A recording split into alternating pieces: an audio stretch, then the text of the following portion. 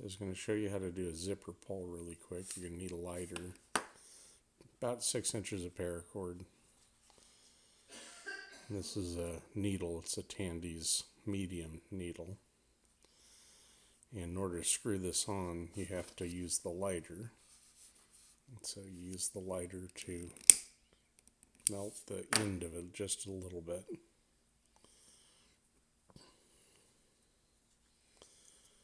And you kind of squish it down, stick the needle in it.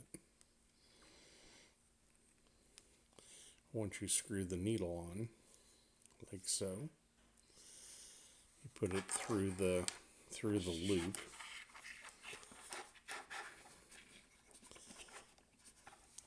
In a bleed knot, you come up through the piece that's on top. Just wiggle it through. You try and find the center of the paracord. Come up through. Pull it through. You can unscrew it.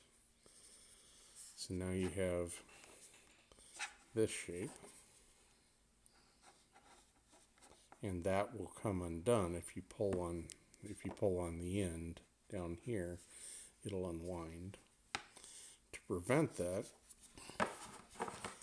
you cut the bottom, the piece that's underneath at an angle,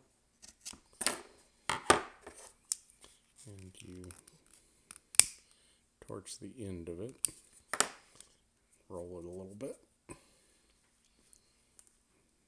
ball it up, screw the needle on,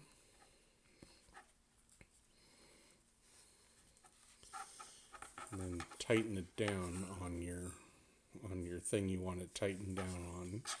And this is the bottom piece that the needle's on. Push it through the top piece again. So the bottom piece becomes the top piece, becomes the bottom piece. And so you have this shape. Then you can just cut it off to the length you want.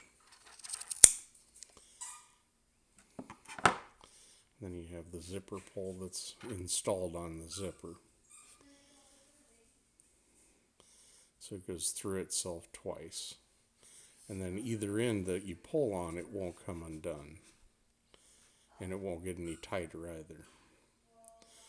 Then if you don't want this to fuzz, which if you have at least an inch, a thumb, it'll fuzz for a long time before it comes undone. But if you want it not to fuzz, you can just hit these with a lighter real quick.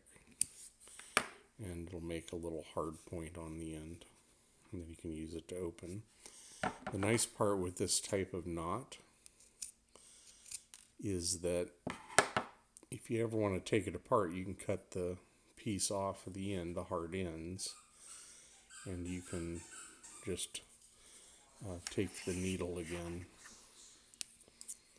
and you can take the one that's underneath, you can pull it back through, so you can pull this one through, and then you can take the other one and pull it through. You have the piece.